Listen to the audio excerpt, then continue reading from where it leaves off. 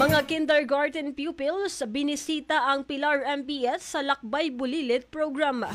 Ang buong detalye ng balita nasa linya sa Megapo Patrol number 24, SM Alvin Lozano.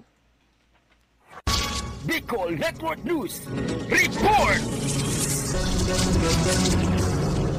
Mainit na tinanggap ng mga tauhan ng Pilar Municipal Police Station ng mga batang mag-aaral mula sa iba't ibang Child Development Centers or CDCs sa bayan ng Pilar, Sorsogon, kasama ang kanilang mga magulang, tagapag-alaga at mga guro sa isinagawang Lakbay Bulilit Program Educational Tour. Sa naturang programa ay pinaliwanag ng kapulisan ang kanilang mga tungkulin, serbisyo at aktibong pakikilahok sa komunidad sa pamamagitan ng interaktibong talakayan. Ipinaunawa sa mga bata ang mahalagang papel ng mga pulis sa pagpapanatili ng kapayapaan at kaligtasan. Layunin din ng programa na turuan at bigyang lakas ang mga kabataan upang magkaroon ng mas ligtas at maayos na komunidad. Sa ngayon, patuloy ang Municipal Police Station sa pagpapatupad ng mga ganitong inisyatiba upang mas lalong mapalakas ang ugnayan ng kapulisan at mamamayan, lalo na sa mga kabataang maagang tinuturuan ng kahalagahan ng disiplina at seguridad.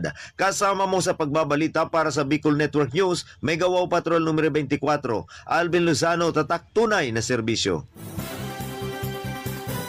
Maraming salamat, Megapo Patrol number 24, SM Alvin Lozano.